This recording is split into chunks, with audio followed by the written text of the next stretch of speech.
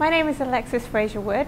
I'm a scientist at Baylor College of Medicine within the Children's Nutrition Research Center, and I'm here to discuss some findings I'm presenting at the American Heart Association Epidemiology Scientific Sessions.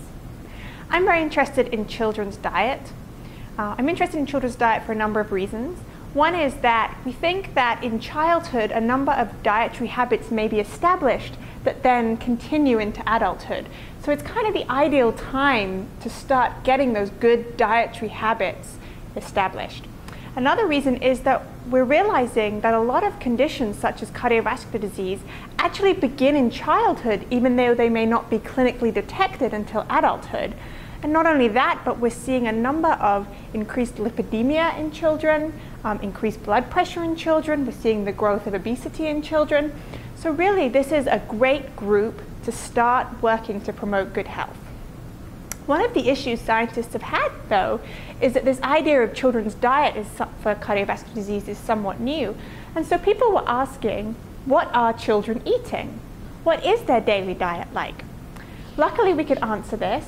The Center for Disease Control, the CDC, runs a really large national survey. It's called the NHANES survey. They collect a number of measures on people ages 2 right up to 80 or 90, I think. And we just used the children aged 4 to 18, and we used the food frequency recall that they did. So each child came, and they answered within an interview with some prompts to really help them.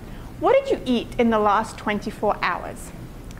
Parents answered it for children who were 4 to 6.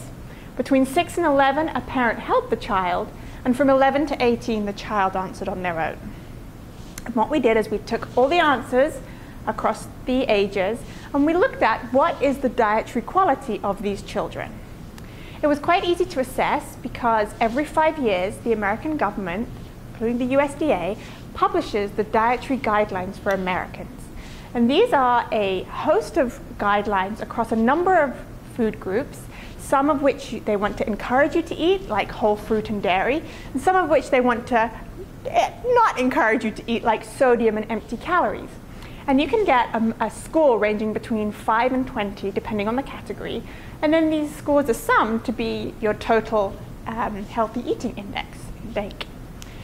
The total healthy eating index is out of 100, and the CDC recommends that you have a score of at least 80 for good health.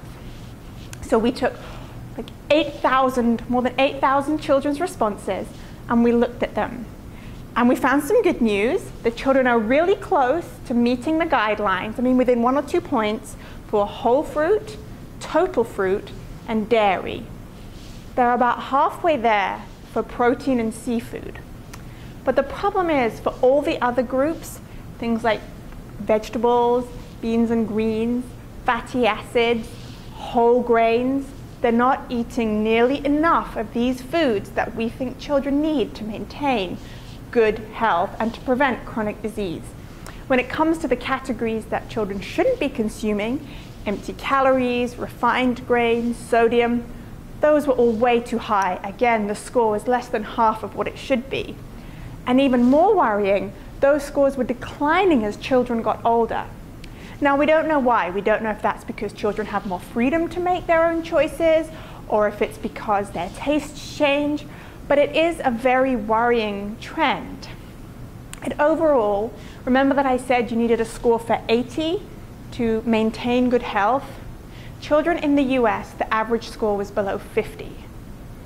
It was about 49 in the lowest age group, and it declined as they got older to 47.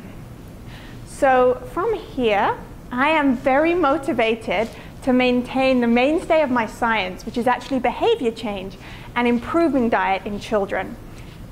We don't yet know how to do that fully, but there are a number of interventions underway, and we're going to be holding focus groups in Houston, where I work, to speak to children and their parents about why we see this.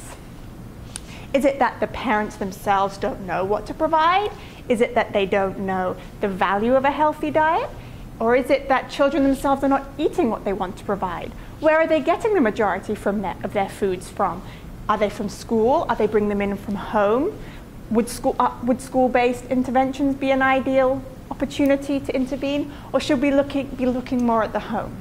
So I think there's a lot of optimism for the future because we have a lot of people working hard at this and we're getting good messages out there. I know the American Heart Association always promote low sodium, high fruit and vegetables, lots of seafood and things like that, but we do have a long way to go.